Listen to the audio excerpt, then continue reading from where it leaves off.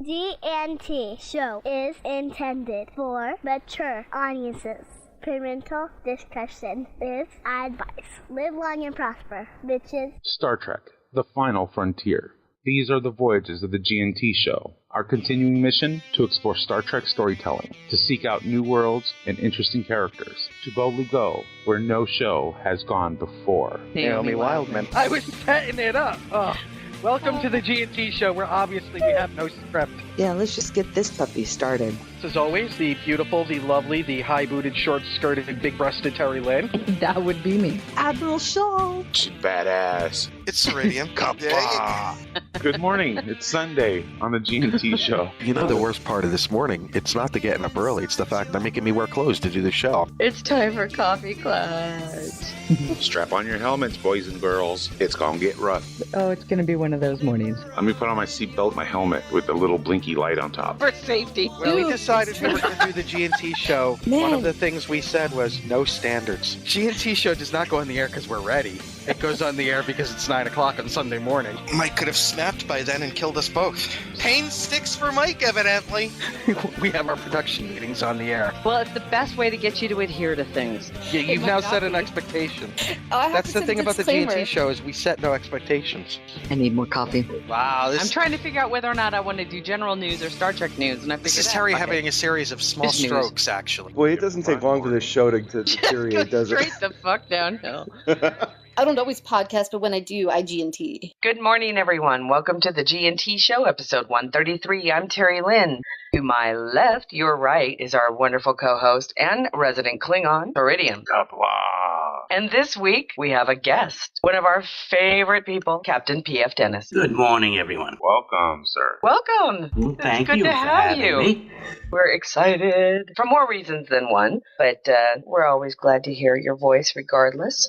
I know that you've been off work. We shall not discuss why, but we're just awfully glad to have you here and to be able to talk Trek. Absolutely. Very glad to be here. Well, we've got, I don't know, let's talk about stuff. With coffee class time. So what did you guys do this week? I had gotten some feedback from one of the beta readers, and so thank you. She knows who she is.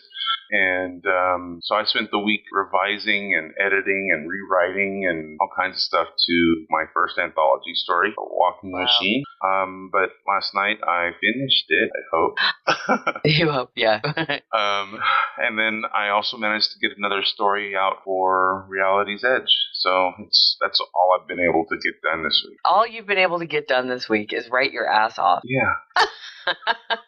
I wouldn't use the word, great. Thank you. Well, Pumping it out. I wish I could have gotten more done, but yeah, well, it's still better than nothing. Well, I know Paul was playing a little bit of Stowe this week. What else you got going there, hon? Oh, I have an episode of Primetime coming out tomorrow night, so I've been going crazy editing that and doing interviews and, lots of video stuff going on. For those people who've never watched Primetime UGC, why don't you explain to them a little bit of why the editing process for it is it's got to be one of the most difficult things ever to do. Well, number one, the tools that I have to use to make it, because it's all done in the Foundry. All the sets are made in the Foundry, and so I film in there. But the demo record feature, which we use to capture the scenes, doesn't work properly. So custom characters don't show up on playback. So what I end up having to do is use stock NPCs and then reskin them as the characters and then film them. So it's a very lengthy process. Okay, wait a minute. I know that, so your custom characters don't show up on recording? No, they'll record, but when you go to play them back, they're invisible. Now, is that a bug? Yes, but since... It's definitely not a feature. No, they say that it was never a tool that was supposed to be used by the public, so they don't maintain it. So when it breaks, they have nobody to fix it. They won't fix it. Oh, the demo record and all of that. Right. So I have to use it as it is, which is, unfortunate. Well, that is unfortunate. It really is, because I know that the Foundry was a wonderful tool that was working really well while we had the one person who was supporting. That was a long time ago. When did he leave? 2 years ago at Cryptic? Oh, yeah. That's a long time. Right. And it's like after the first year. Right. We've just been told flat out that we're not getting anything. I think that the only thing Foundry will get is the ability to follow an author. And they said that could be a few weeks to a few months, but that's the only thing in the future right now. Right.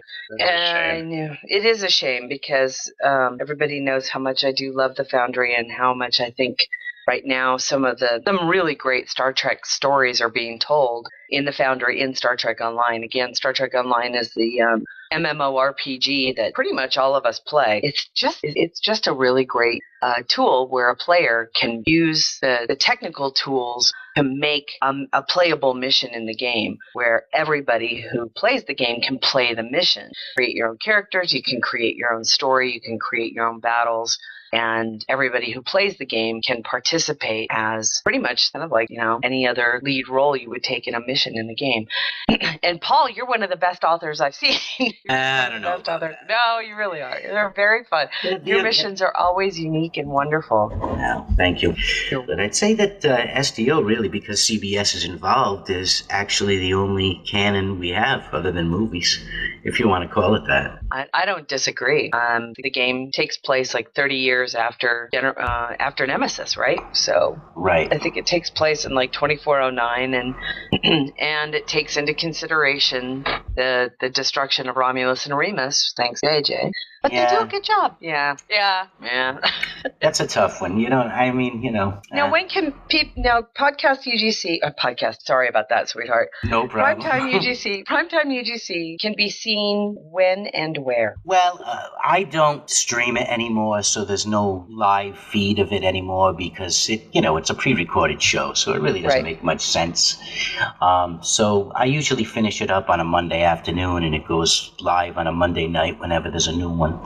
So you pretty much just watch it on YouTube, and you'd want to anyway because it's high def that way. You start streaming it, and it actually loses quality rather than if you just replayed it right off YouTube.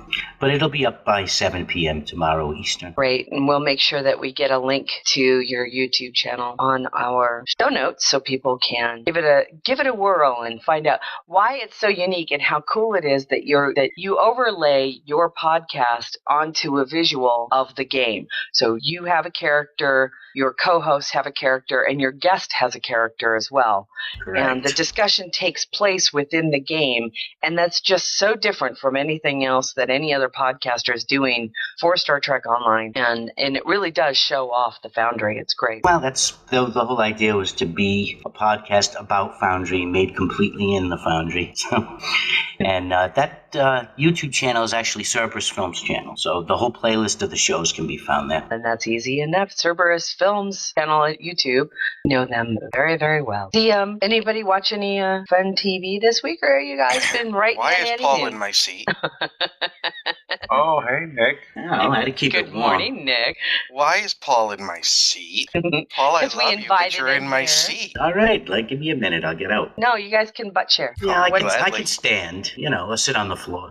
No, Paul, come over here. I'll share with you. All right. Good morning, everyone. Welcome. Hey, Nick. Morning, Nick. He surprised us this morning. His shooty time changed. Yes, shooty time was not Saturday and Sunday as normal. My commander decided that we would do Friday and Saturday. Oh, there you go. Which was fun to find out on Wednesday to have to tell the boss, oh yeah, by the way.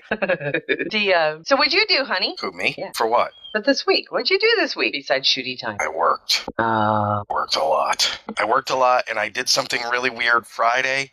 I fell asleep at 8:30 at night without medication. Oh, you were tired, huh? This is what happens when Nick doesn't have his mid-afternoon nap.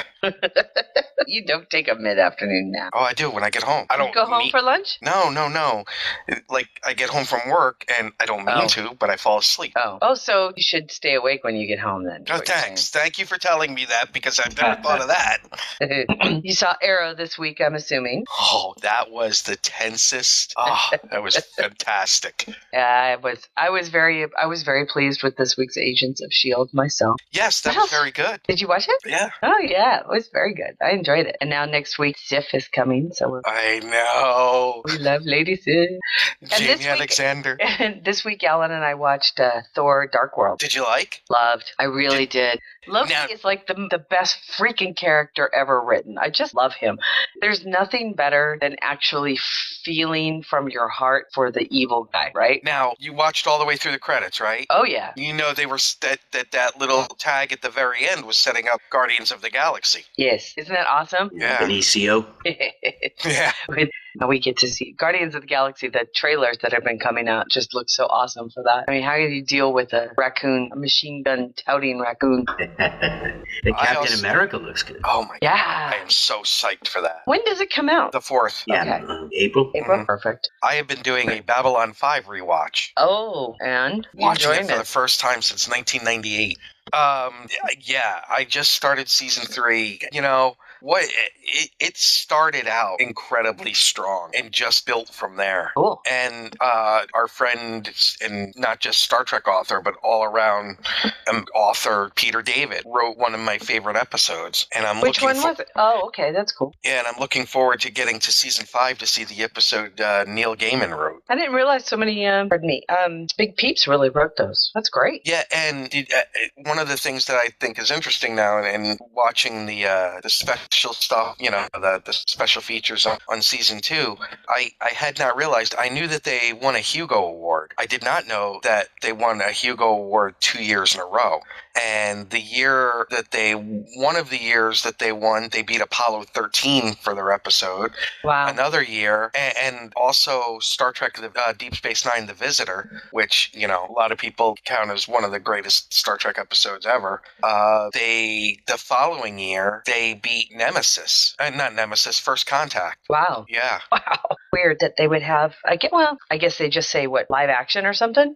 I think it's dramatic presentation. Dramatic presentation.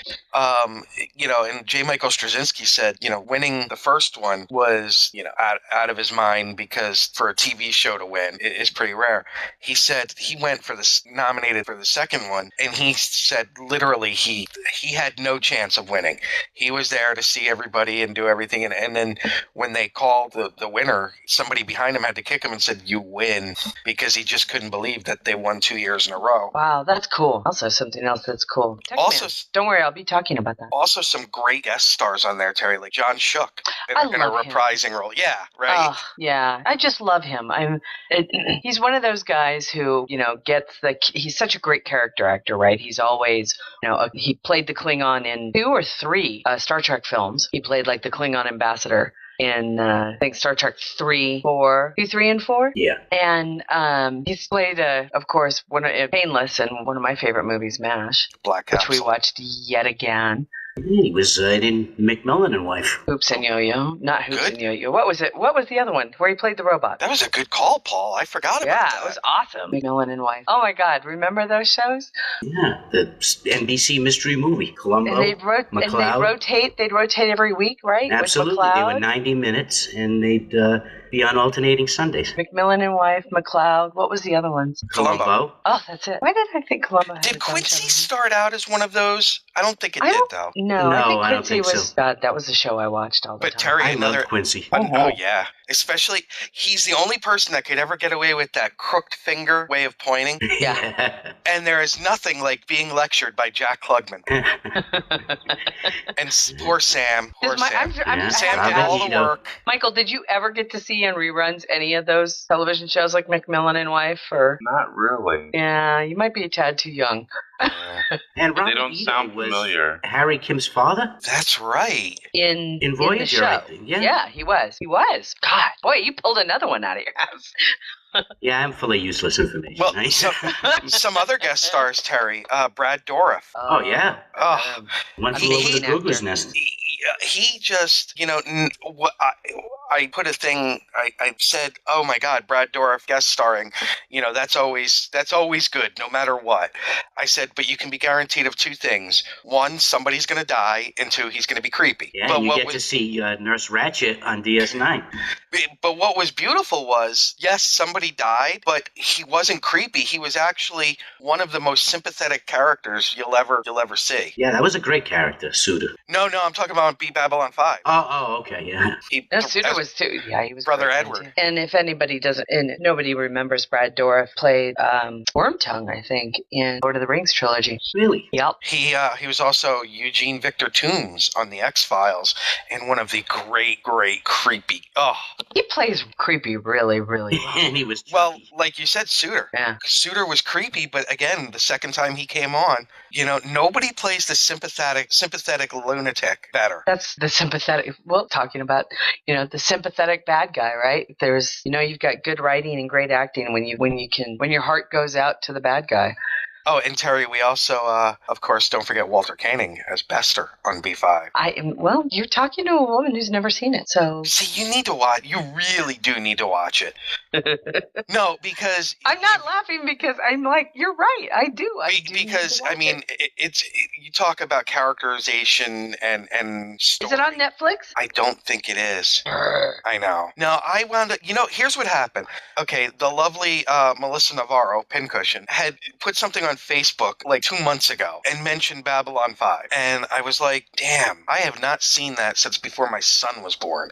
Oh, by the way, yesterday, happy birthday, Anna. Daddy loves you. Aww. My little girl turned 11 yesterday. Oh my God. I know. And they went to the movies to see Mr. Peabody and Sherman. Aww. Yeah. Now I'm getting all teary-eyed. Before I cut you off, continue. So I was like, damn. So, go, Amazon is your friend. And I found the seasons for like $10 each. That's cool. Congratulations on that, man. Cass Modine with the, how long did it take her to watch Voyager? I'm still not done yet, Cass. I'm still not done yet. Thomas is here. He is? Thomas. Cast. That's right, Thomas. I was like, which Thomas? Sorry, that Thomas. Hi, Cast. Hey, how come in the chat room everybody's got like little Twitter symbols next to their name? Because our avatars aren't loading. And you can sign into the chat using your Twitter credentials. Ah. And my avatar's not loading. Paul instructing me on our own show. I love it. It's great. Well, I got to do something this week that was very, very fun. Skydiving? No, not quite so dangerous. I got to participate in one of Mr. Nemechek's auctions on his eBay channel. Cool. What did you bid on? I bid on and won the second and third drafts of the scripts from DS9's episode Melora. I do not remember which one. That's when we very first meet Melora Paslar, who's one of my favorite Titan characters. And she's the Ellison who has to wear like a brace outfit that helps her because she was born and raised in a low-G environment. It's like the Forrest Gump brace times 10. Yeah. And I love what they did with her in the books. And she ends up being like one of my favorite characters, and I actually use her in my own fanfic. So that's part of the reason I was like, oh, look, I can get this script. But what I like about it is that I got not just the second draft, but the third draft. So you can actually kind of get an idea of changes that were made just between drafts in a television script. Yeah, the progression. Pretty freaking cool. Thank you, Larry, for putting those on sale and letting me know that you had so I could go buy them. Star Trek news? I am so proud to be a talkie geek. We've got our problems with the film, which we'll get into on our dopey little podcast and nitpick it to death. Star Trek news? So congratulations to the always dreamy David Mack. There's Legos? No. Star Trek news? Yes, the story behind the story. The movie that never was made. They got a Klingon! I know. Sold. That's right. I'm going to throw in a Buck Mackay rookie guard. That's right. A Buck Mackay. People, it doesn't get any bigger than this. Star Trek news? Well, shall we get to some Star Trek news? Because there's a whole lot this week. Yep. First and foremost, as we tend to do lately in a sad kind of a way, we always start off with our condolences to the family and friends of actress Wendy Hughes. Wendy passed away yesterday at the age of 61 from a battle of cancer. And if you do not remember who Wendy was, Wendy played Lieutenant Commander Nella Darren in the Star Trek TNG episode Lessons. He played the love interest to Captain Picard. I liked her. I wish she stuck around for her. Yeah, she was a beautiful actress and a very active actress. in Australian companies. He had done a lot of television shows for Australia and a lot of theater and stage productions as well. And our condolences to her family and friends. I'm going to miss being able to kind of make fun of that episode now. Oh, you still can. You know, because she got to, what is it? She got to get Picard to blow his flute in the Jeffries tube. Yeah. She got her own personal captain's log. That's right. And it was one of those episodes that pissed me off because it, not unlike Chains of Command, it made the crew seem petty, stupid, and immature. I mean, everybody's whining. Oh, the captain's he's gonna be in love. He's not gonna be able to pay attention to us. I'm thinking, okay, Riker, you totally marry a woman and you bring her on as the senior officer on your bridge. I don't think you get to call. Yeah. He was just worried about telling her what to do. You know what captain's crew is so professional, they wouldn't have had that worry? Exactly. Jellicoe. I'm saying.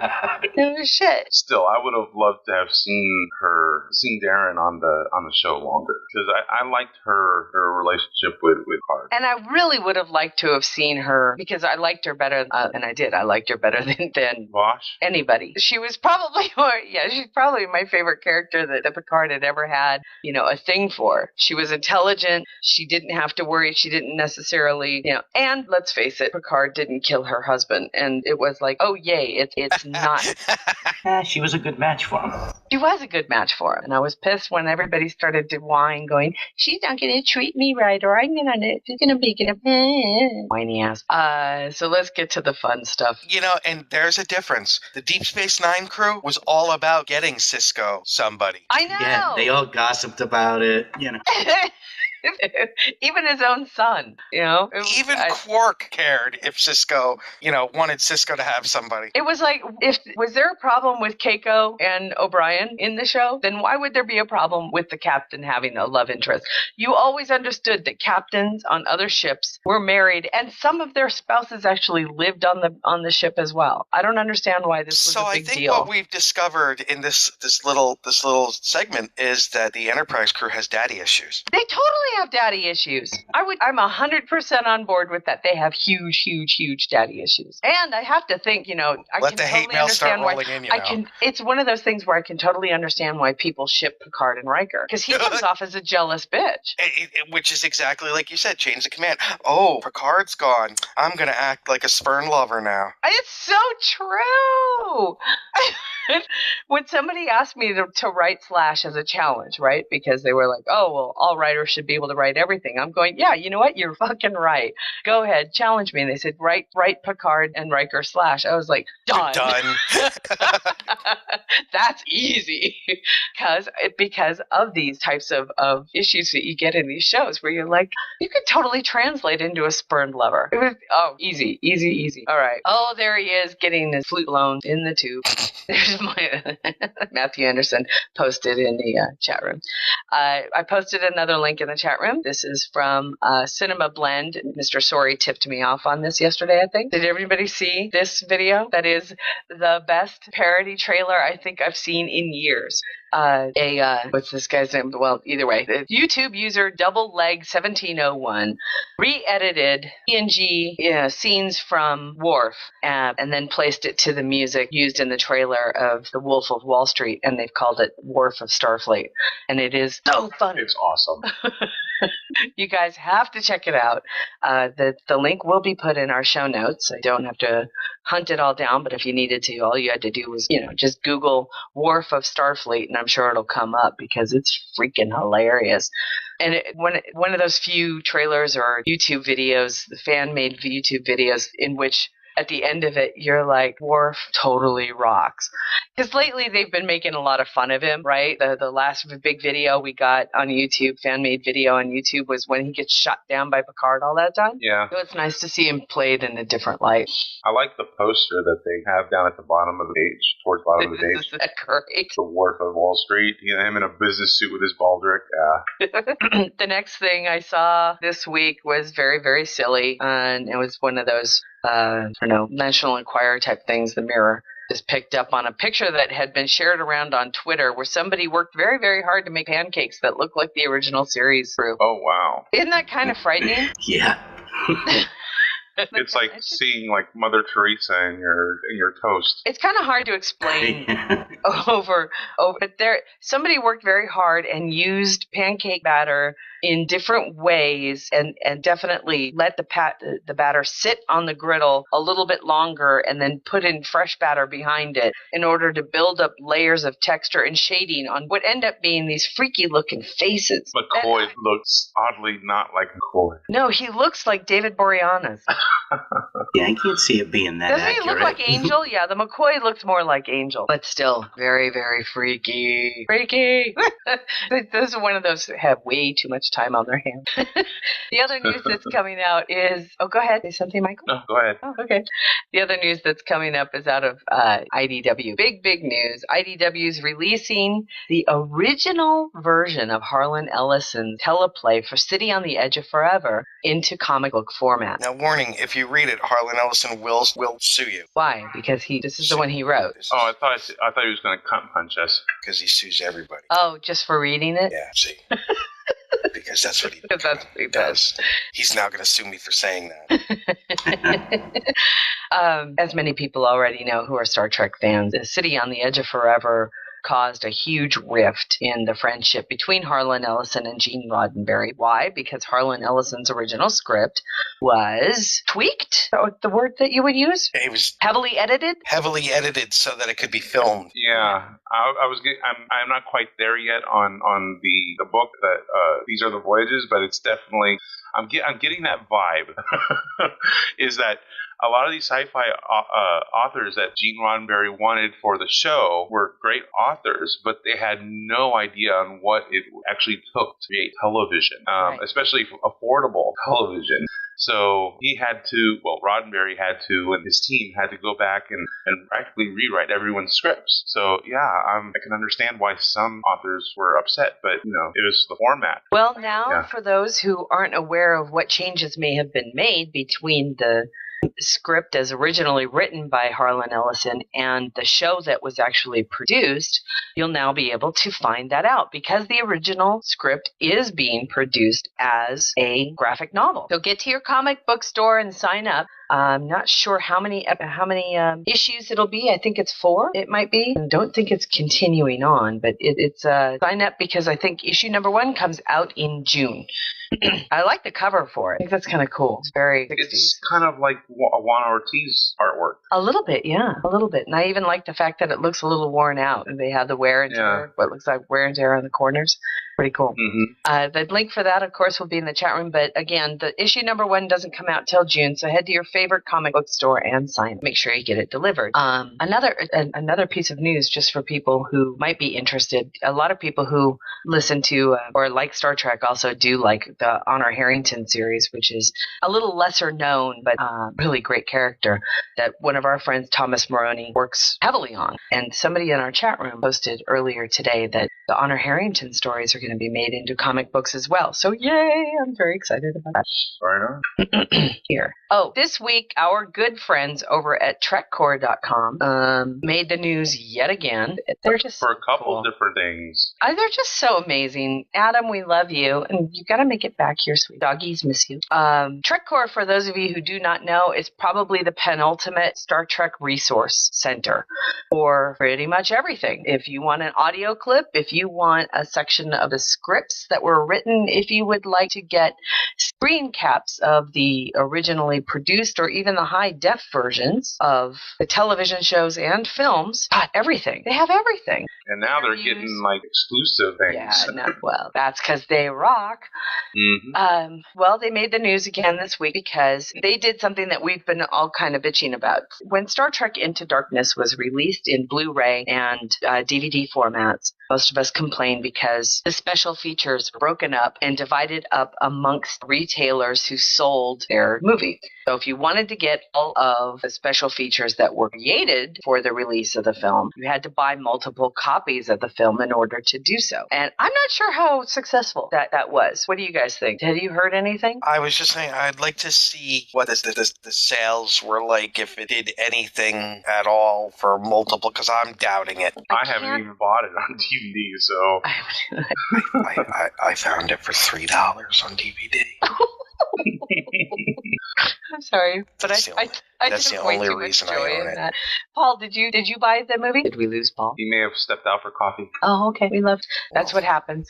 The TrekCore has taken it upon themselves to, while they can't post the actual film on their site, they have posted extremely detailed descriptions of everything that was released. So if you're really dying to find out what was contained in the deleted scenes and you really don't want to go out and buy all the versions out there and multiple copies of the same film in order to do so, head over to TrekCore.com and look up under the deleted scenes section and read what they have done. And they did a fantastic job on scene deletion descriptions, because they explained to you the emotion behind them as well. So I did find that videos were released onto YouTube and some site. I'll have to track down the link. I think it's on their channel, but not on their website. Okay. So maybe that's it. Because here I've got the IO9.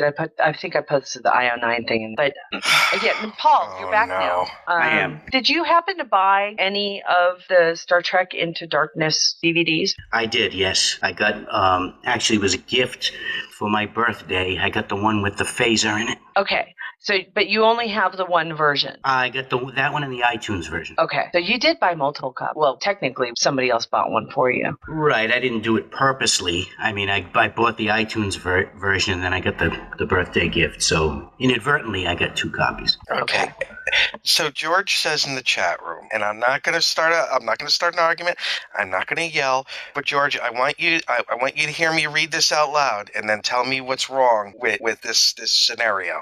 The comics do a great job of filling in plot holes from the films and making sense of them. Yes. Let's all meditate on that like Tuvok for a moment. Well, technically, he's right. He is. Yes. Technically, but there's he's a problem right. We shouldn't. with that. Yeah, exactly. That just tells you how shitty the film was. If you have to go buy a comic book to explain what happened in a film, there's a breakdown in the writing. That's it. Well, I mean, that's if you really need it explained. I mean, I love that wit.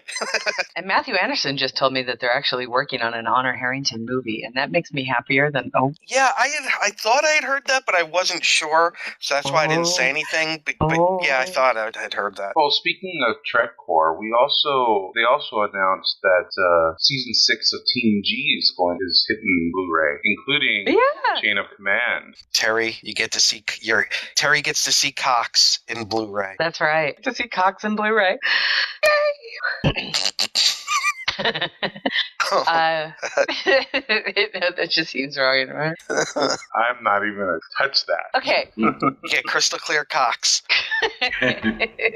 I'm kind of going through here. Oh, one of our listeners today posted in the chat room this wonderful link about Wayward Coffee House Roosevelt at Roosevelt Way in Seattle, Washington, that I guess a bunch of people are going to be meeting there, where a group of people from Outdoor Trek, in Seattle, they do the outdoor performances of Star Trek scripts. The cast from those shows are going to be meeting at this coffee house, and they're going to be doing a live script reading of Paresis, the TNG episode that I thought it was written by James Burke. Was it a TNG? I thought it was a TOS episode that they were... Wait, join us at Wayward Coffee House for a dramatic reading of a brand new... Oh, it's original script. Pardon me. Yes. The original series script called Paresis. I apologize. I mixed it up with James Brooks being the writer for Rightful Heir, so my brain picked up TNG. I apologize. No problem. And you are correct. So they're going to be doing the live script reading for the TOS episode of Paresis. And now it says a brand new original series script, so it looks like it's a brand new script. I think it was something that was written for the original series, but was never made, which seems to be a new trend. I mean, we're seeing a lot of TOS scripts that were never created that are now popping up in various formats. So it's kind of interesting. And then depending on who owns them, depends on what they can do with them. So that's pretty cool. I had kind of an interesting thought driving back from Shooty yesterday. Yeah. I would love to see, like, Star Trek Continues take one of the scripts from the animated series and make it into an action. Oh, that'd be... Actually, I think the new Phase 2 is heading more towards the animated series. That's cool. Because I know they have, what's his name? The Triaxion, right? Yeah, in the upcoming, I think it's the upcoming episode, they're planning on, they're kind of like revamping. They got a new captain. They've got, I think they're heading towards TOS, or towards the animated series rather than the original series. Which I love. I really do. I love that. Not only does it keep it kind of fresh and different, but why not use some of the great new technology that's out there? Because have you seen some of that CG work on the Triaxion? He's great. And this is for a quote-unquote an amateur production. Please. And still better than anything NBC's putting on right now. I don't disagree there. And speaking of Star Trek Continues, they started filming this week. It was in game the other day and tripped across Mr. James Kerwin.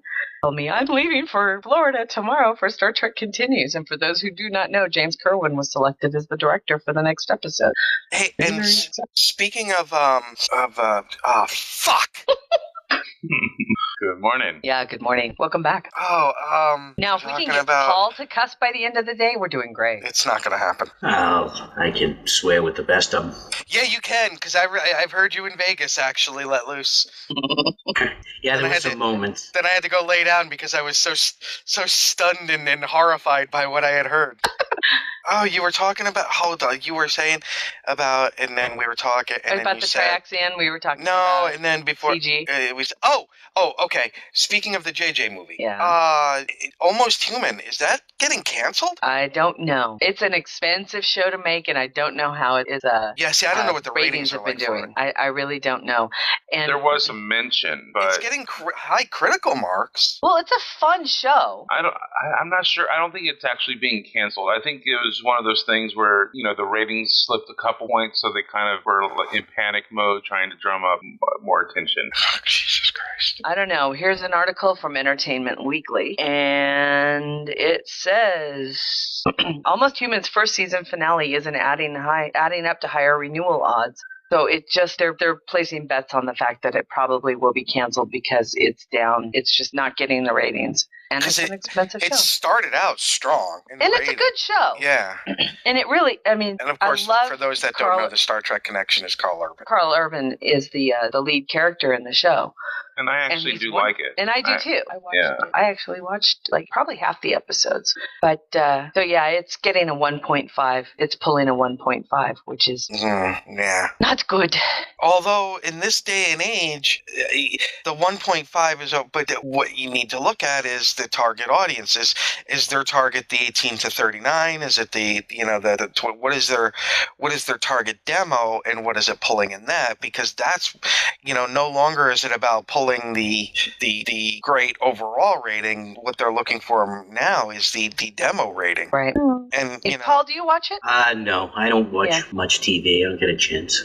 And it seems like even though the executives now that are running the TV divisions are generally younger, it's like they still have that 1970s mentality where they're expecting something to be pulling in a 14 share overall, which is not going to happen. There's like two things that are going to make that happen: the Academy Awards and the Super Bowl. Well, again, as we've discussed over and over again, I think all of us are pretty much convinced that the traditional means of television, the traditional entertainment, is on its last legs, and the corporate world, which always has a problem of looking forward and being able to deal with fast, quick, and nimble change, they're losing it. until these broadcasters start to realize that the internet has changed everything. Well, speaking of which, go ahead, because I got to find it. Well, I was going to move on. Well, talking about how things have changed. Hold on. Vamp for me while I find it. Well, yeah, like I said, I didn't enjoy the Almost Human. But television, they expect every show to pull in numbers from 30 years ago. Right, and exactly. It's impossible to do in today's day and age. And they need to get over themselves. They need to live in the now and realize that, you know, a 1.5 sounds horrible, but it's actually probably pretty good when you're actually it's thinking. Just the old, right? I agree. The problem is that it's the old, what I call the old, because in my brain it's already done for, is the ad revenue generated revenue base of making a show. And a show like Almost Human, which is extremely expensive to make because it's got a lot of special effects. They're paying some amazing actors, probably some really good money, and the set building on everything. And sci-fi shows, especially ones that are that beautifully made, are extremely expensive to make. So they're looking for their return on investment. And if they can't get ad sales to exceed exponentially so the cost of making the show, they're not going to make the show. And really, that's what it comes down to. So that's why the old version of the ad-generated revenue way of making television isn't going to live anymore, because shows that have learned to get around that are going to be shows like House of Cards and Orange is the New Black and any other format where people will pay directly for their entertainment as opposed to the money coming from the ad companies. Well, and here's what I was looking for. We talked last week about Vince McMahon launching the WWE Network. Right. And, you know, basically everything that he's got in his library, which is pretty much all of the old territories and his own stuff, is available for $9.99 a month with a 6-month subscription. This week, WWE stock went higher, hitting the $30 mark during the trading day, closing Thursday at $29.80 a piece. The $29.80 resulted in a 9.96 increase over Wednesday, putting a market cap on WWE of $2.04 billion. Wow. I'll tell you. And a large part of that is due to the launch of that network. Right. It's going to be an interesting next. I wasn't the only one, and I know I'm not the only one, but how many times do we have to say it? Network television, as we know it, will be dead in 10 years. Dead. And it's just. But what's it going to morph into? Nothing but reality shows? Well, no. I think it'll be paid. It'll be direct pay content. But I don't know if they can do that by FCC regulate, because they're not FCC cable. Regulate the internet, sweetheart. No, but what I'm saying is, like, what will NBC, ABC, and CBS have on? Well, that's the whole thing. What's going to happen to them? Is it just going to be sports and reality shows? They're not. Well, no. I think they're not changing fast enough. I think that what they need to do is to learn from.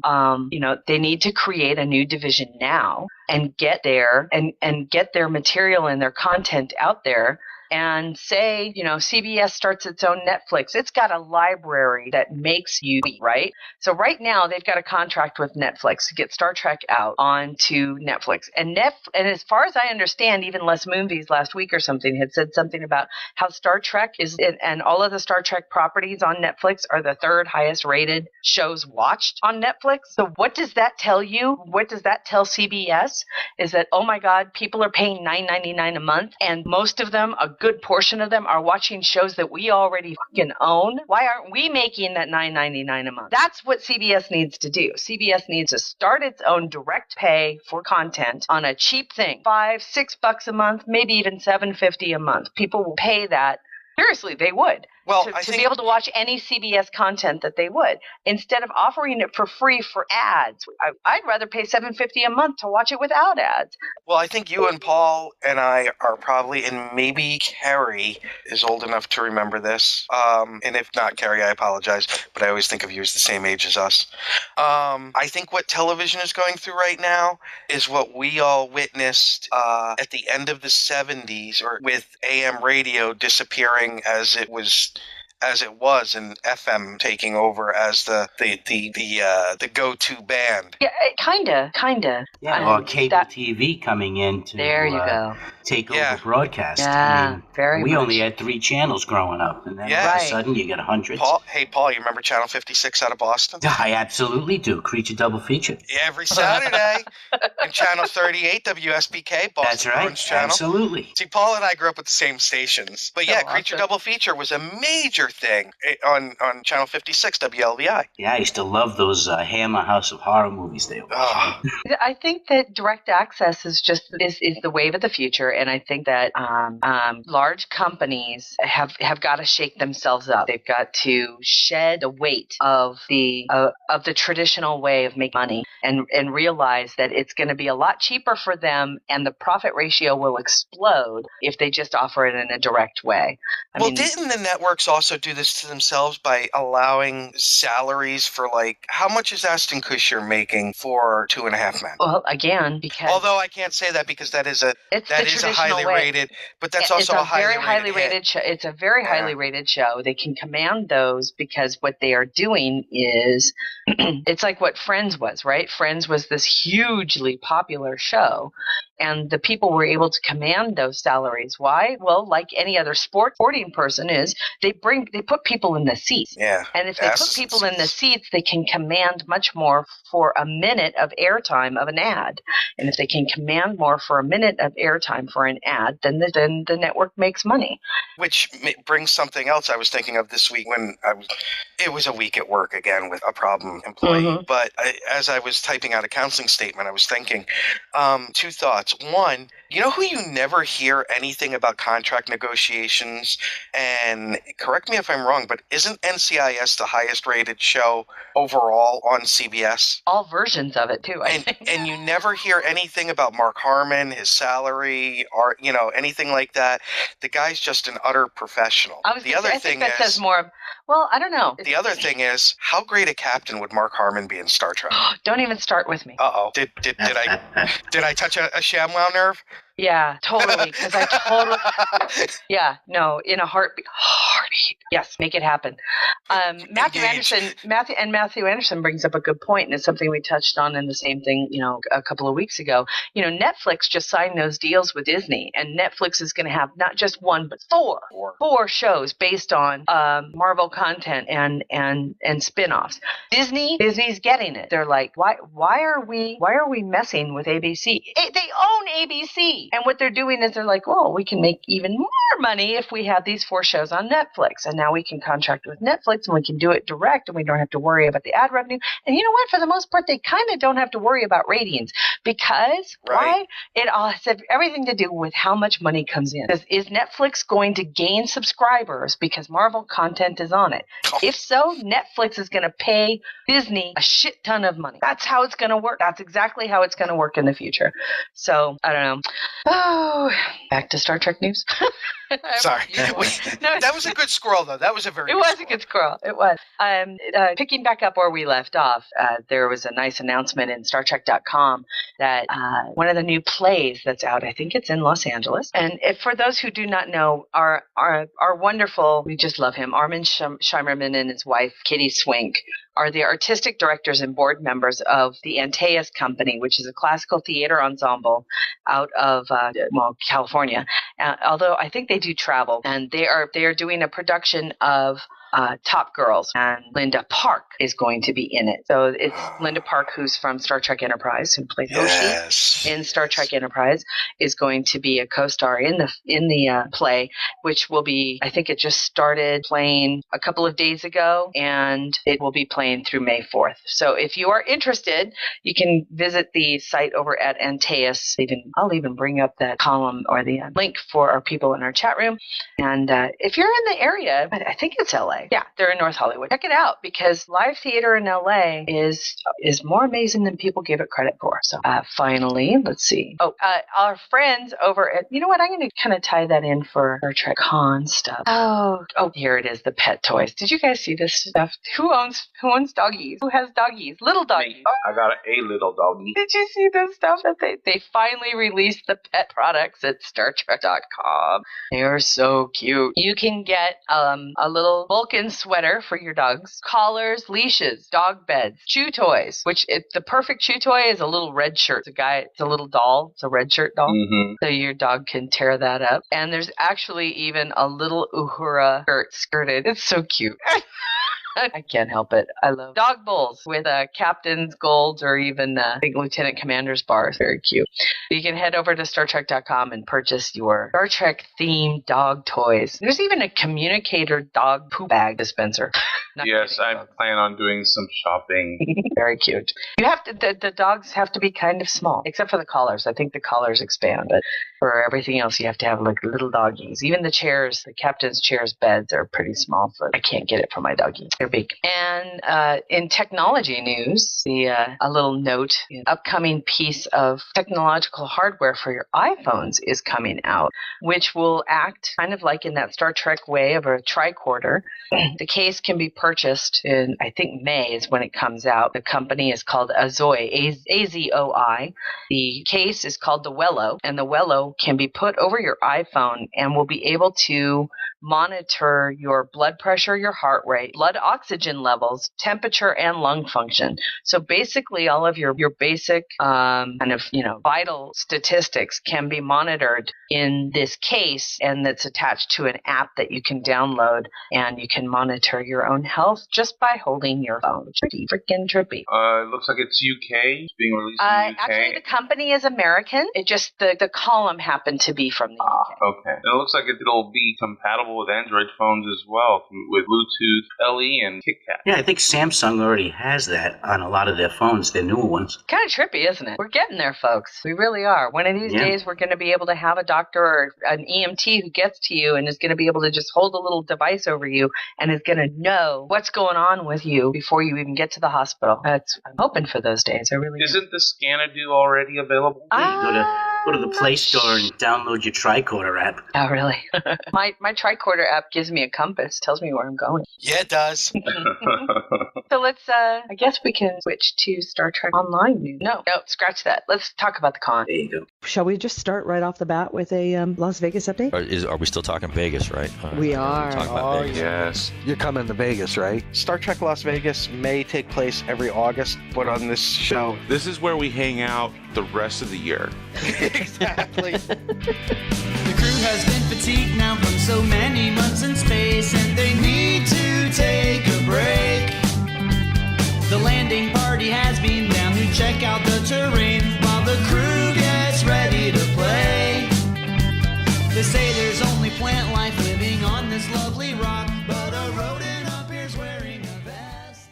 God. Perfect. Oh, so we have two new people have been announced this week for the appearance at Star Trek Las Vegas, which everybody knows starts in July 31st, and Paul's gonna be there. Oh, yes.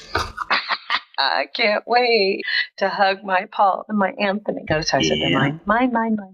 The two new attendees that were announced this week were Chris Doohan, who most people actually know because he happened to be James Doohan's son. But Chris Doohan also happens to play Scotty in Star Trek Continues, and was also in the JJ films, which I thought was really kind of cute. I think he plays a transporter. Yeah, he's a transporter dude. He's a transporter dude in the JJ films, and I thought that was a very nice thing for JJ to bring Chris in. And Chris is a great guy, and if you've never met him, the good news is if you go to the con, you'll be able to, because he's a really sweet guy.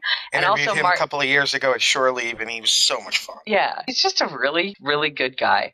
And Mark Allen Shepard, who I don't think ever spoke a word in Star Trek, but he was in many, many episodes of DS9 as Morn. He will be there as well. And Morn will be one of the judges for the costume contest. There is one more person. There is one more person. Big. Ooh, let me see. Greenwood. Bruce Greenwood. Captain Pike. Was he announced for Las Vegas? Because I was going to talk about how he wasn't. He was announced for Vegas. It was the first thing that they had listed on the StarTrek.com announcement page. See, he's not put on their page yet. No, I I think Creation He's announced is for Cherry Hill, Chicago, Boston, and San Francisco. But he was for Vegas? Let me pull up the link. Yeah, it is. Okay. Yeah, he's just. I don't think he's made it to the Creation. He hasn't made it to the Creation deal page yet. Yeah. Okay, there it is. Sure enough, it does show Las Vegas. I was nervous for saying that I was going to get all pissed off because I didn't see the Vegas thing. I was like, he's going to be at every place but Las Vegas. Well, Carl Urban's going to Boston, too. I don't know if he's going to Vegas. Yeah, Carl Urban is making went some last year, appearances. Paul. He did go last year. Yeah, don't talk about last year. We're sorry, Paul. We missed you. Yes, I missed you guys, too.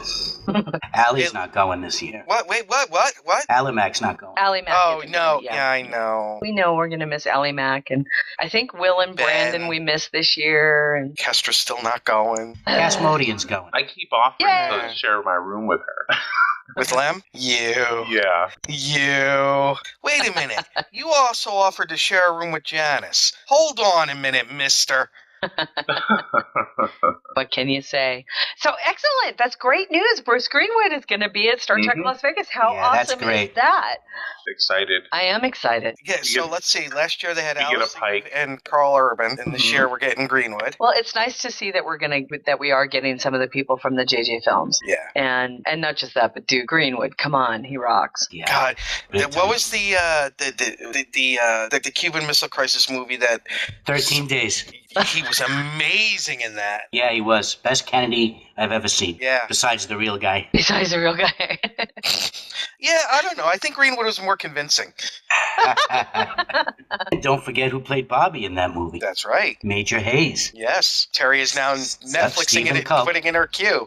I'm sorry, what? Wait, huh? Yeah. Sorry, huh? Stephen Culp played Bobby. That was a great movie. I just watched it the other day. Well, I was happy I finally got to meet Stephen Culp. And I think what we've learned is Kevin Costner cannot do a Boston accent. No, he can't do any accent. I mean, Robin Hood, come on. Field of Dreams, still one of the greatest movies. Agreed. I don't mind him. He's, hit or miss for me. For STLV, they're billing it as more than 100 Star Trek stars. Is there 100 Star Trek stars? Oh, not yet. But this is when they really start announcing these people, right? Mike, don't forget. There'll be an avalanche in the next couple of months.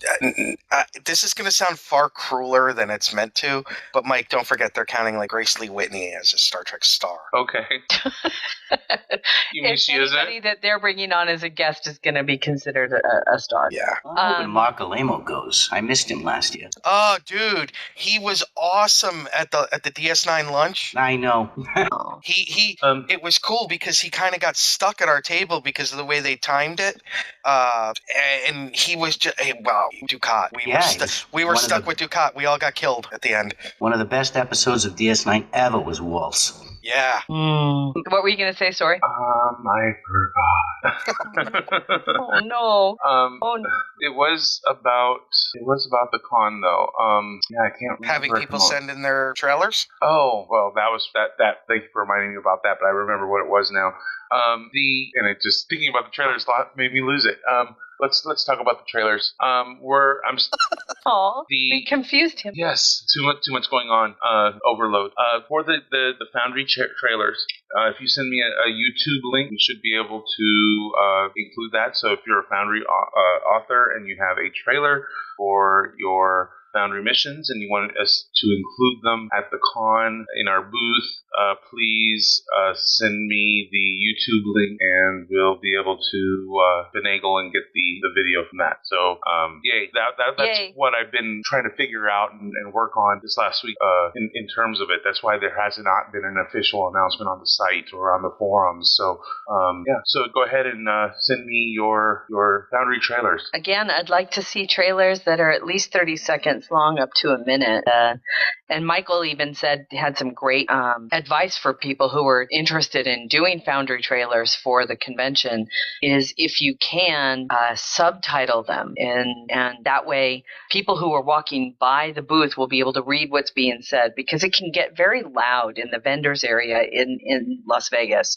And while we would love to, and we will be able to play and turn up the music as much as we can, it's going to be very difficult to hear what your trailer has going on. So even though you're using really cool music and maybe some great voiceover, make sure that they are subtitled if they can be, because it's just going to be easier for people to understand what's going on the screen behind them. So yeah, don't rely on the YouTube translation because that will not be picked up on the final version that I record from there. Oh, and that's good advice as well.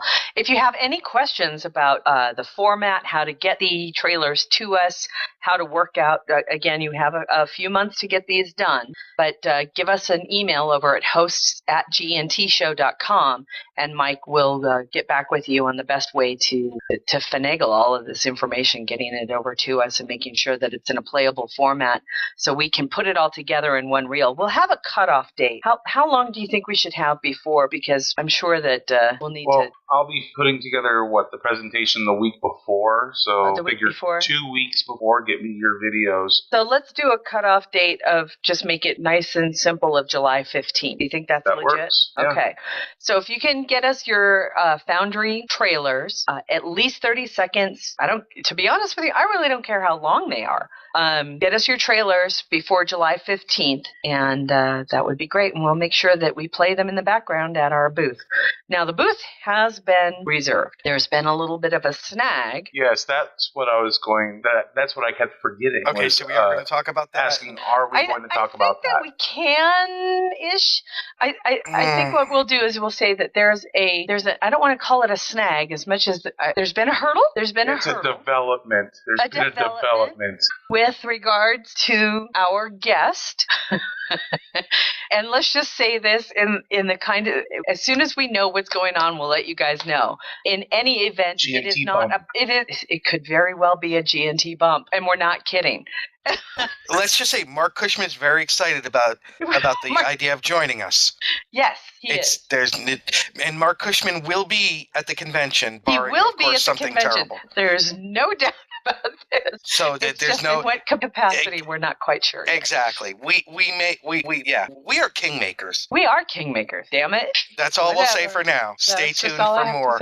So it just depends on what capacity Mr. Cushman will be there, and we're very excited at the potential and the possibilities for him. And that's all we'll say until we hear otherwise. And this is not, and as a matter of fact, this was news to him as well. It really was news to him. We broke news to an author about something for the author. So we're actually very, very excited. And I really do hope that aspect of it works out for him. Because if it works out for him, it's going to totally work out better for all the fans who attend, which I think is going to be amazing. But it does present us with an issue that I've got to figure out. I kind of have an idea in that regard, and I think it'll still be fun, and it'll be good for all of our Foundry authors as well.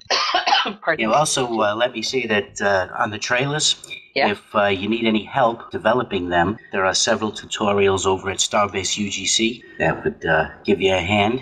And lots of great ideas on not just how to use the tool itself, but how to make trailers with it. I know that, Paul, you're very... What are you laughing at, sweetheart? Did I say something? You said how to use the tool itself, and I just thinking of other things for you to say along those lines. Enough said. It took me downhill already. Yeah. But Paul, you're extremely active as a member of Starbase UGC. Paul, you use your tool all the time, right? No, as much as I can. Yeah. It gets exhausting, though, doesn't it? It does, especially with a heart condition. Yeah, you gotta be careful. Definitely. I love you both. And if you go to the convention, this is the kind of fun you can have. Earlier in the chat room, I already put the link in there, but anybody who attended the convention last year will definitely remember the bridge of the start of the Enterprise D that was in the vendors area. It became the home for Trek Radio and for Priority One Podcast, our friends over at Priority One Podcast. And Elio and James, he's my partner in crime, actually. And Elio with the singing voice from heaven. I know, isn't it beautiful? Doesn't he have a beautiful voice? Good he really Lord. does. Talented motherfucker. And as Janice said to me, so I can say this, beautiful wife. Yeah, she is too. And I hate him. I hate him. He's got it all, and I'm me. Well, and he's got that Latin suave. The captain's chair that was used by Houston Huddleston, who owns that entire set and had refurbished it. This is the set, I believe, from Star Trek: The Experience. The captain's chair was getting a little bit rough around the edges, shall we say? It had been used. It's been overused. A little bit overused. But Houston is also a perfectionist. And Weird Al farted in it. He did. Yeah, but didn't Bruce Greenwood sit in it too? Oh, Christ. Everybody sat in that. Everybody sat in this chair. Well, the chair is actually up for sale. The chair is up for auction. The last we had heard, the top bid sits around $3,500. They're creating a brand new chair for the set, and the chair that they're building is actually going to be a finer build spec wise, according to the actual original blueprints, right? Correct. And the chair that's being sold, although it's a great chair, and people, like every star sat on this thing, isn't quite up to that spec standard. So be that as it may, it's still a really fucking cool chair. Although, so if you guys are up for it, and if you've got the money. Not Michael Westmore. Who was the set designer? He said it was still better than the original that they filmed on. Really? Yeah. Wasn't that, damn it, I know, now my brain. Yeah, exactly. M-A-N, something M-A-N. I don't know. Oh, well, I can't remember either. Hey, Kajiro. Oh, my husband's here. And that's kind of it for the Star Trek convention news. That's great news about, did I say Bruce Greenwood? I didn't mean Bruce. I meant Bruce Campbell. There is a picture floating out there of Bruce Campbell sitting in that chair. That's like Chuck Norris of Star Trek stuff, you know. He's so funny. I saw a picture of Nathan Fillion. Shut up. Sitting in the chair, yeah. And it was like, I know. The caption was something like, it was making some Firefly reference. So it was like even cooler. The question, has Felicia Day sat in it? I don't know. I will mortgage Joe's house here to own it then. Just imagine this. If you've got the money, think of this. You could build the single most amazing entertainment room ever if you had that chair. I'd agree with that. Again, the last known bid was about $3,500.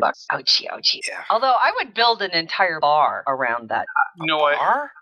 What I would like to do is build a theater with that chair, and then the number one and the counselor's chair next to it, and then you can run the DVDs out of the Helmsman's console, or not even that. Just run it right there off the captain's chair. It's got the remote controls right there. That's true.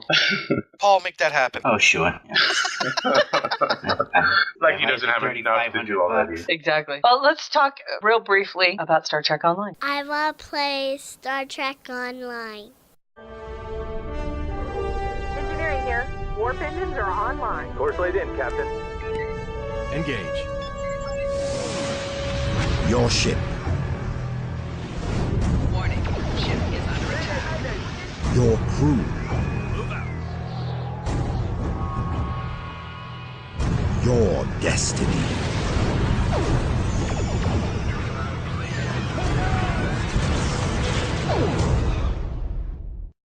And we're done. We're done. No. Not a lot of news came out about Star Trek Online this week, but the news that did come out, and I took advantage of pretty much almost immediately, was the new fleet version of Dreadnought, the Galaxy Dreadnought. So that was the first thing Beth had to do when she got in game this week, was to go get her new ship. And I didn't even bother. She named it, and it's the first joke name I've ever put in the game. Oh no! Oh, this has got to be good. It's the USS Riker's joystick. It made people laugh. I've already gotten PMs going, God, cool name for a ship. You can't see it, but I'm shaking my head. I got to try it out a little bit. Had fun. We did a little bit of a Caspian got together, and I got to play some PDEQ stuff with the fleet this week, which was really fun. When was that? Nobody told me. It was on Friday night. Oh, I was drilling. And it was fun. We had a good time, and I got to try the the new build out. And because I have all of this wonderful new space in my inventory and in my bank, I got to try and I got to use my ship loadout. How did it work? It's awesome. I admit it. It's awesome. It's really, really nice because now I can set up 2 different loadouts for my ships, right? And those come for every ship. Every ship gets 2 slots and you just save them. And what's great is that it saves your, not just your weapons and your devices, that you assign to that loadout, but it also saves the active duty officers and your bridge officer assignments. So those can be switched out. So you set up your ship once, boom. So I set up the Galaxy with the phasers, right? Because it's got a phaser lance and I get to put the tactical consoles for the phasers and the tactical console and everything.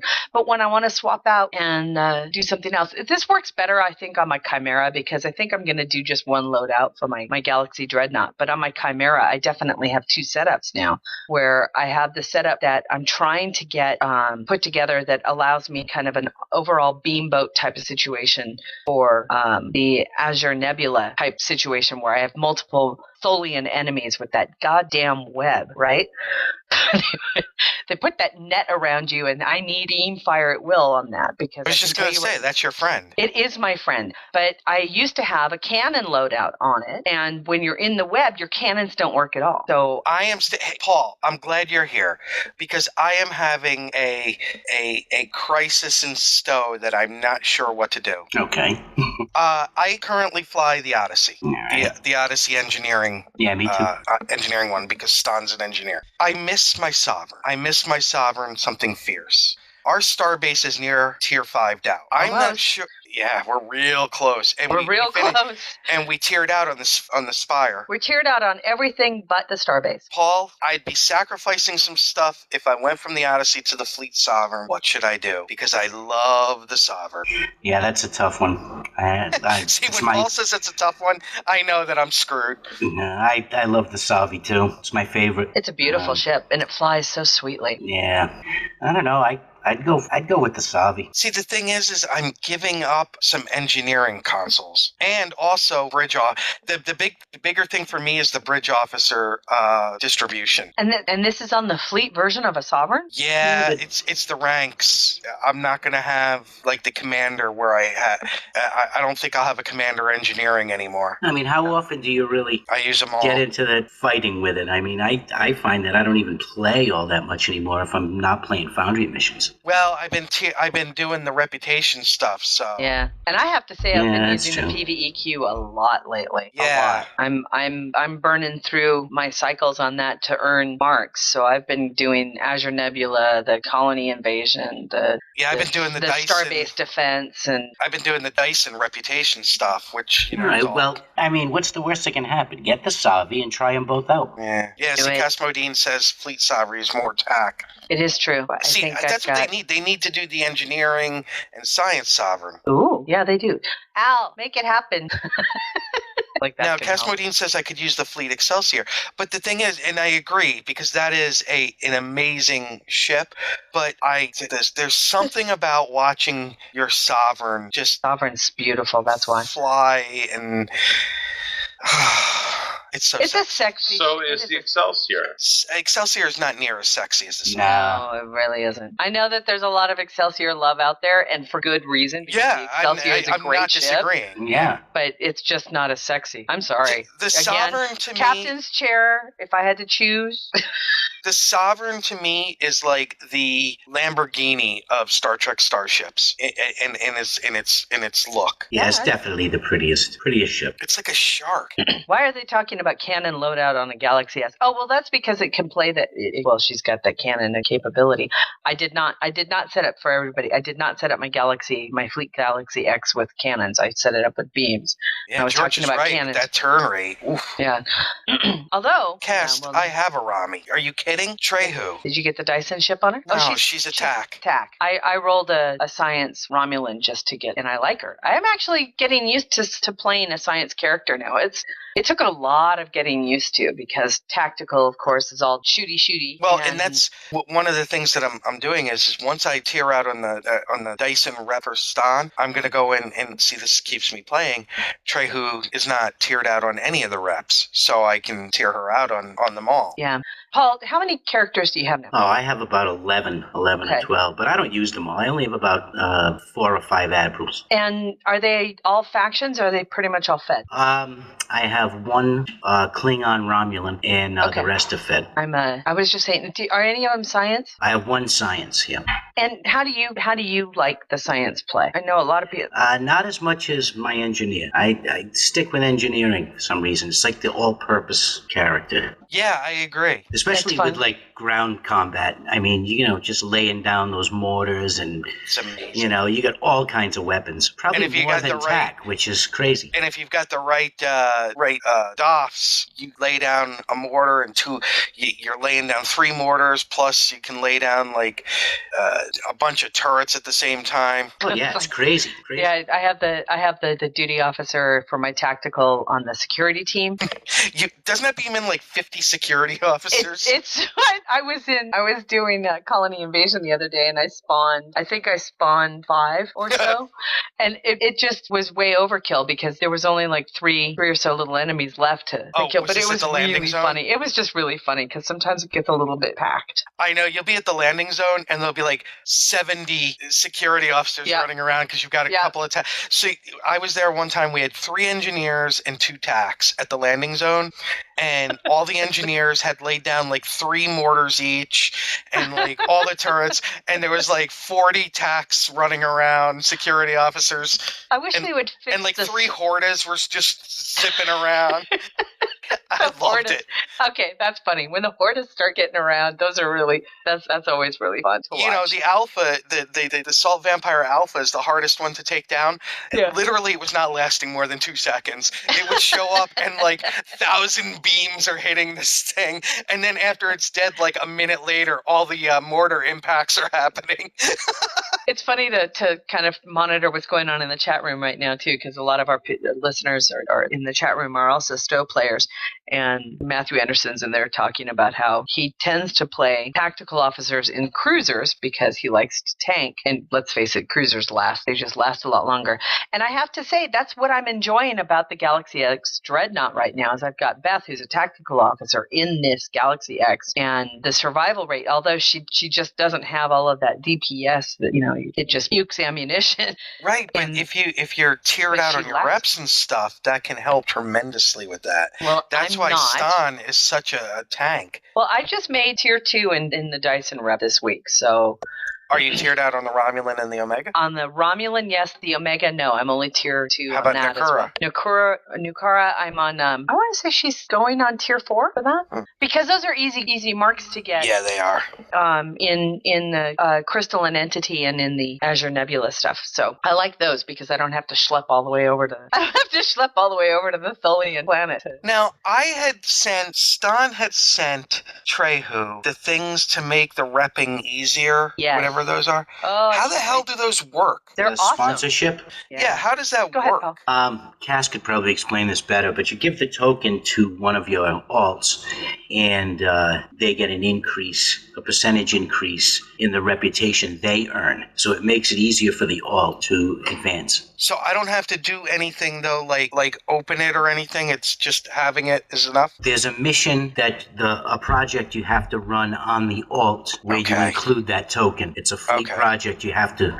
Oh, it's a fleet project. Right, it's the first one. It's the, So the say, like, Beth is tier 5 Romulan now. What she has done is she's gone and has started a fleet project, or not a fleet project, but a reputation project that says claim a token, a sponsorship token. And you start that, and it's like 100 marks, like 100 Romulan marks, and it takes 5 seconds to complete. And what it does is it gives Beth a token, and then she takes that token, puts it in the account bank, And then I took Cassidy, signed on as Cassidy. Cassidy went in, pulled the token from the account bank, and then started her own Romulan reputation project that says claim Romulan reputation. You start that project, you put the token in, it takes 5 seconds to complete. And now every Romulan reputation project that Cassidy completes now counts as double. Yeah, because that's the first one, obviously, I want to do for Trehu, so that I can outfit her with the Romulan shields and all of that. Right, exactly. So now it'll take Cassidy half the time to finish the Romulan reputation, which I think is phenomenal. Yeah, because I sent Nukara, Romulan, and Omega to Trehu already. Yeah, and that's why I'm trying to get Beth finished in all of the reps so she can produce those tokens for my alts. Right. And I have to say, I only have 4 Omega marks left, and I really, really hate STFs. So I'm going to need people to run the stuff with me. No, I'll run the STFs with you. Yeah, I want Omega too, but I hate the STFs. I hate the STFs. Terry, I wish I could transfer because I've got like 2,000 Omegas. Oh, jeez. You know what? I can't believe it, you guys. We're running out of time. Believe this? You know, we're supposed to be talking about books. Books. They're these bound things with paper and words. I've heard tales of the dead tree format, but I don't believe them. No, you're wrong. They're this thing that you put on your Kindle. Amazon, ebook. If you haven't bought it, I will cunt punch you. That's a great line. Good line. Do you read Star Trek novels? I'm sure Swallow has some stories he could tell us. I love big books and I can't lie. That's one of the really good things in life. To me, as long as it's enjoyable to read. That's a good book. Wasn't it a good book, Mike? It was. That's because Mackenzie Calhoun is badass. No, it is not a Cardassian generational epic. I was like in heaven. It's really good. Right on. I know. It's just that I told you there was a lot of news today. And it's me throwing a monkey wrench in. Well, let me say, I'm well, we started late. I'm 75% done with Star Trek Voyager Protectors, the Kirsten Beyer novel, the new one. Oh, very cool. It's very good. Is it? I will tell you, I get torn because like there's been some points where things are going on in the Delta Quadrant with Chakotay and Tom and all of them, and the chapter will end and then it'll go back to Earth because Janeway's back at Earth now. I can't give it away what's going on, but she's been recalled because she just came back from the dead. So obviously, she needs to be checked out and all of that. And I'm like, damn it, no, don't do that. This is going so good. Then the Janeway stuff's going on, and we go back to Delta Quadrant. I'm like, no, stay with Janeway. This is really interesting. But Kirsten there's a scene in the book where she's trying to figure out some things, coming back from the dead and all of that being, and she's like, I wish there was somebody I could talk to. And then she says, oh, there's somebody I can. And she pays a visit to a certain captain on his ship. And the talk they have is just mind-blowingly awesome. Mind-blowingly. Very cool. You can just see her and Picard sitting in together talking, and there's some teasing going on because she's like, so I'm gone for 1.5 years and you're a father? And she even makes a joke about his name, about the boy's name. Good. Yeah. Because it's stupid. Well, Picard kind of alludes to that about, why there's so many names and all of that. And, it's a very good-natured, and then they have a nice serious discussion, and then it ends on a light note again. Just so well written. Very cool. Still hate that kid's name. I know you do. Bad fan fiction. Okay. Well, I've been reading These Are the Voyages, and I'm still working through the first Typhon Pack book. Reading 2 books at once has really slowed me down on both. I don't think I'll be doing that anymore once I finish these. I'm going to focus on one at a time. That's what I have been doing, but it doesn't work that way. You stay in the bathroom way too long. His ass has gone numb. Sure, laugh, yeah. No, how do you think I know? I do the same thing. Now, Paul, do you get a chance to read any of the novels? I know you've been busy with the Foundry. Yeah, no, I don't. I don't even read my email. Well, we got a challenge. Did you guys see it? We got a Life Pod 1 challenge this week. We saw that. Yeah, you saw that? Before we sign off, Terry, we have an S8. We saved it till the end, too, you bad boy. Did you see who's here? No. Our special guest this week, none other than the man, the myth, the legend, Author extraordinaire. just ask him, Dayton Ward. Up in here, up in here. He's delicious. The man is a sage. Dayton Ward is here. Hi, Dayton. Hello, Dayton. Hello, Newman. Mark just handed him his complimentary gin and tonic for the G&T show, so that's always Oh, good. that's good. Firefly vodka. See, if we knew he was coming, we would have taken him to the green room with the green women. God damn it, go read the ass date. Oh, Dayton. Oh, Dayton. Dayton Ward is Grumpy Cat. Dayton Ward, troller of trolls. He's such a diva. Pay attention, ass Dayton fans. Everybody got their pad and pencil ready? Yes, I'm ready. Would you like to be a part of the Ask Dayton experience? Send your questions to hosts@gntshow.com. Ask Dayton number 94. Now, again, this one was kind of delayed because Dayton moved into his new Ward Manor 2.0. And here it is. Dear sweet Dayton, as I sit here to ask you a question for some of the men in my fleet, and that shall not be named due to embarrassment of them because they don't have the balls to ask you themselves. The question is, how do you stay so pretty? Sincerely, with big hugs and kisses, Kestra. Is this a Caspian so pretty in joke that Dayton just doesn't get? Yep. Oh boy. Dayton walks into a bar. Okay. I've been called a lot of things in the course of the many years I've spent wandering this little blue-brown pebble we call home, but I'm almost certain that pretty isn't on that list. If the word is ever used to describe me at all, it's usually a precursor to something else. For example, pretty sneaky, or pretty dickish thing to say, or pretty shifty son of a bitch, or pretty evil motherfucker. You know, the usual. I consider myself to be an average guy. Average build, average look, average personality. Wait, check that. I actually think I have a fucking awesome personality, a razor-sharp wit, and a wicked sense of humor. Yeah. But magazines at the grocery store checkout seem to convey the notion that none of these things matter so far as trying to date is concerned. I mean, they turn up on surveys and shit, but the actual practice? Yeah, not so much. Not that I'm bitter or anything. No. Anyway, I'm not afraid to admit that anyone of my gender might find me aesthetically pleasing on any level is somewhat gratifying. Why? Because like most humans, I'm a vain asshole, even at some rudimentary level, and accompanying that is a need to be accepted or at least not overtly shunned by other members of my species. So, huzzah and all that. As for how I maintain this level of so pretty, I honestly don't know. I mean, I suppose at least some portion of how one looks has to be tied in some way to how they feel. And I'm pretty comfortable with myself. I don't feel old, even for my age, and certainly don't think I look my age. For those who don't know how old I am, how old do you think I am, based on what you see, how you see me act? Go on, take a moment to throw out your guesses. I'll wait. 32. Waiting. I was thinking 35 initially. Done? Okay, so the answer is that I'm closing in on my 47th birthday. But I don't feel 47. Don't get me wrong. I've had my share of days where I've been ridden hard and put away wet, and definitely not in the fun way. And I'm certainly not going to give some dude half my age a run for his money.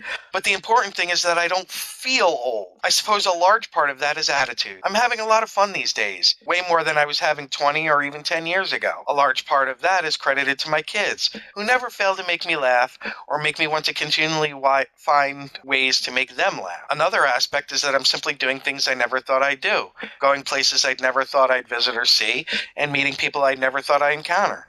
And I'm enjoying pretty much every minute of that. I don't know if any of it translates to staying so pretty, but I suppose it works for me. But wait, I can hear someone shouting, "Seriously, Dayton?" from the rafters. That's all you've got? You don't feel old? Wow, that's exciting. Come on, dude. Give us something juicy. Fine. I suppose you could chalk up of at least some of my okay looks and age-defying success to the fact that I feed on the souls of my vanquished enemies. Yes, that's right. After I defeat them in battle, I take their souls, grind them up, then mix them in a blender with some vanilla powder, beans, bananas, crushed ice, and rum. If I'm feeling particularly daring, I might stick a slice of pineapple on the rim of the glass. Oh, and not for nothing, the ground-up soul makes for a pretty decent dry rub when you're grilling steaks. Just saying. So, with respect to this apparent cabal of anonymous admirers, feel free to direct them to my wish list over at Amazon.com. Yeah. I mean, the complete Star Wars Blu-ray set ain't gonna buy itself, right? Thank you, Dayton. Oh, Dayton, we love you, and I missed you so much. Good to have you back, and congratulations on Ward Manor 2.0. And I'm still kind of jealous. I think it's awesome that he sits with his little girls and watches $6 Million Man. Speaking of pretty, where's on sale? I gotta get over that. That would be an awesome viewing party, wouldn't it? Watching Oh my God. with the kids and watching them. I would love that. Steve Austin special. Yeah, I got the entire DVD set. Oh. Of course you do, Paul.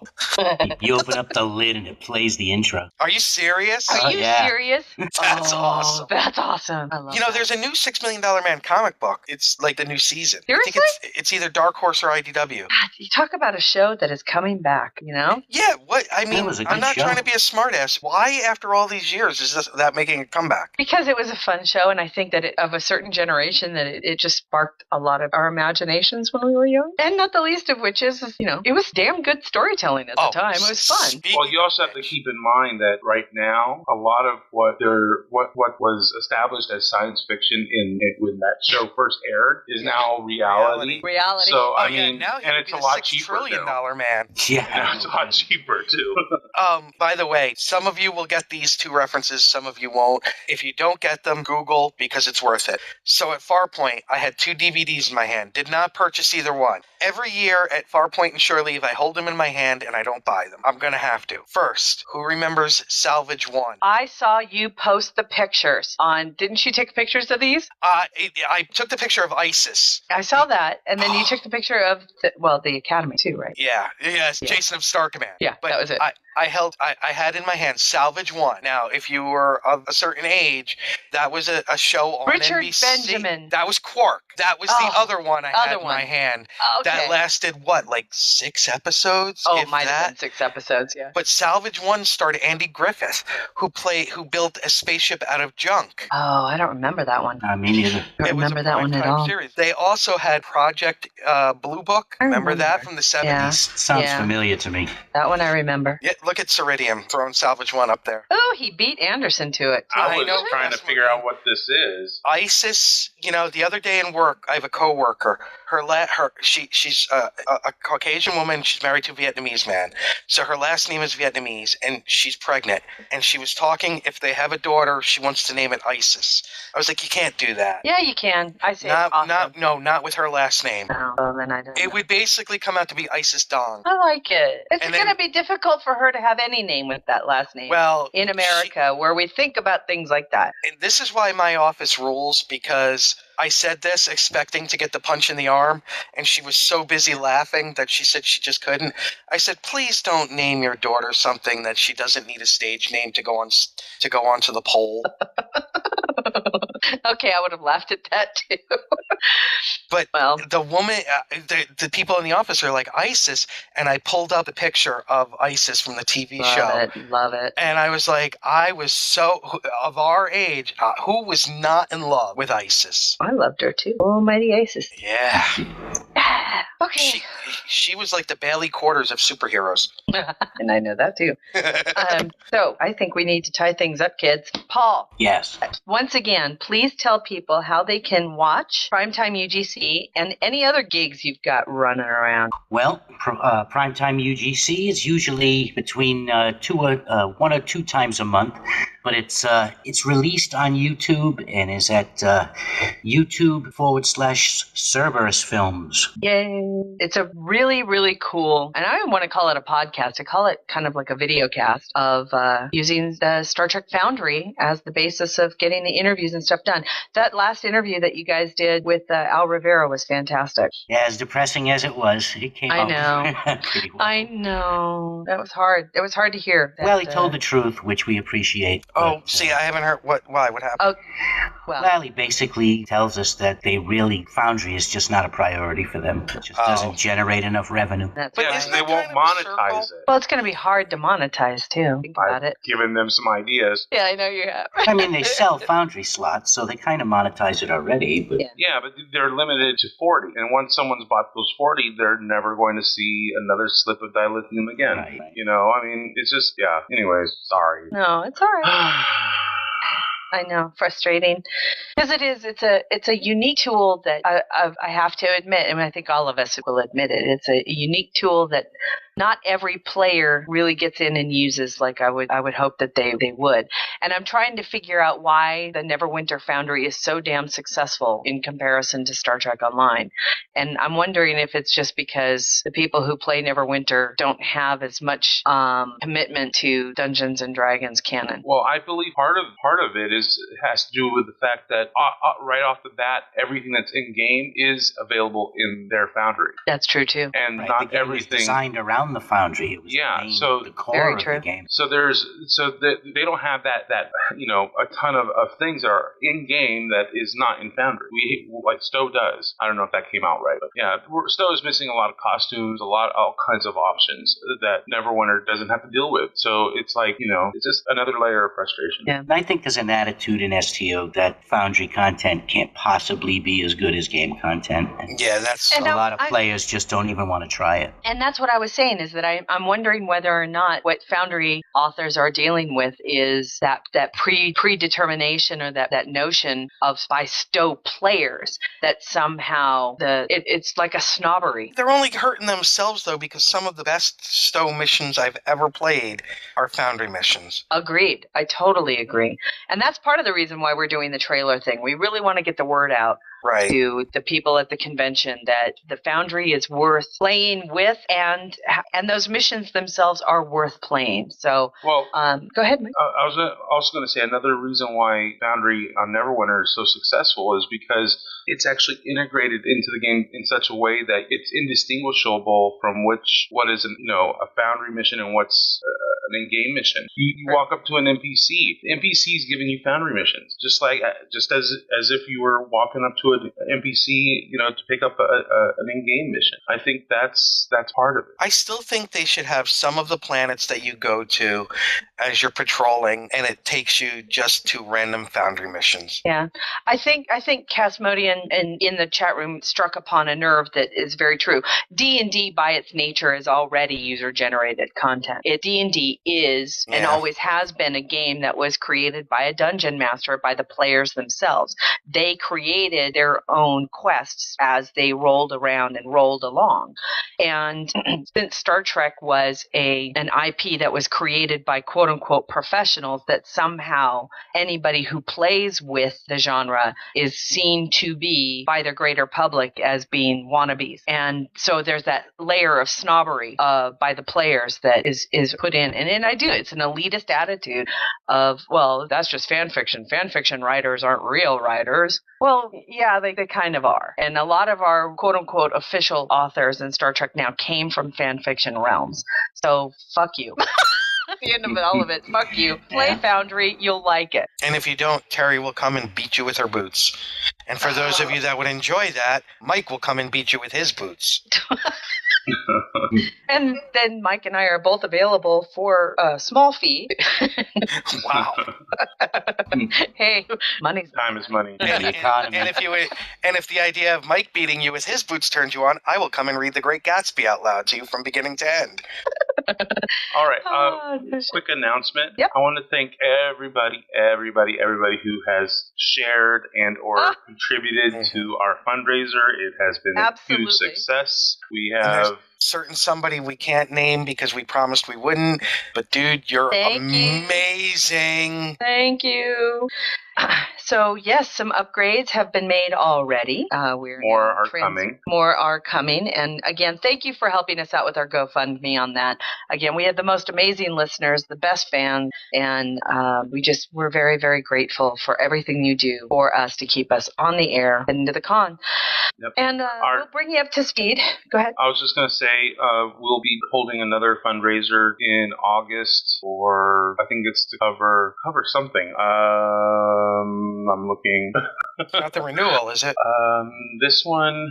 I'm looking. Mike's going through his Excel spreadsheets. I know. He's been a busy man. Oh, this is the database upgrade.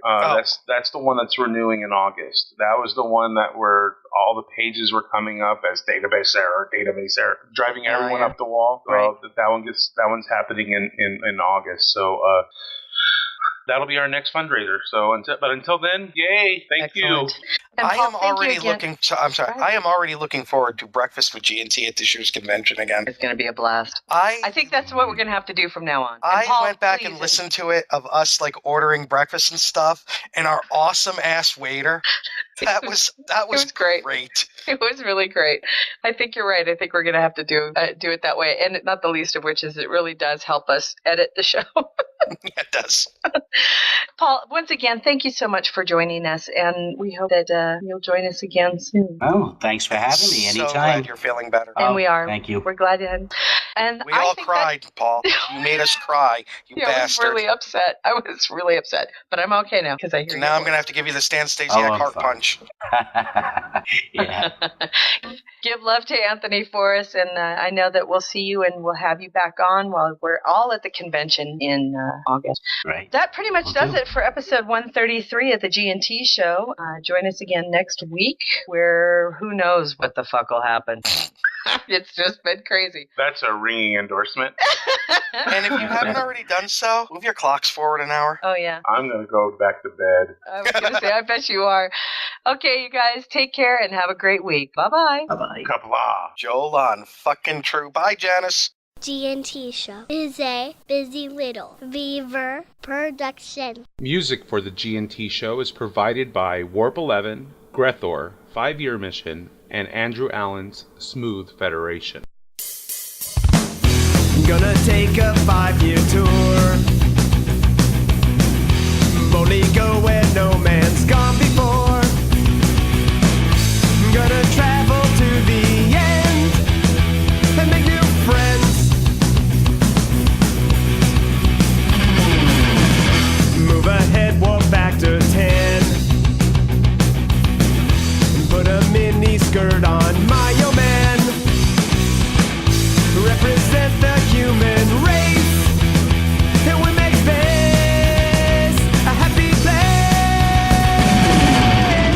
To boldly go where no man's gone before. I think I sang that line once before, but I'm not too sure. We'll be so happy, can't you see? A zero-G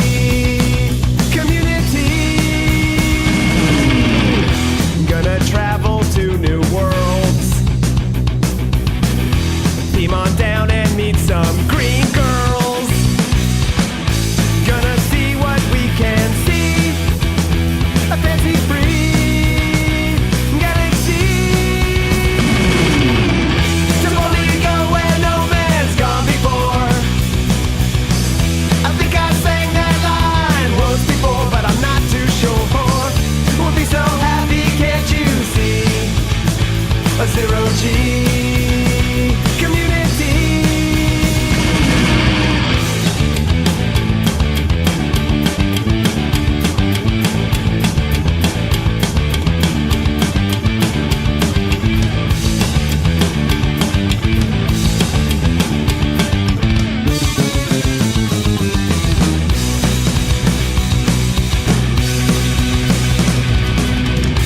Come and take a tour with me.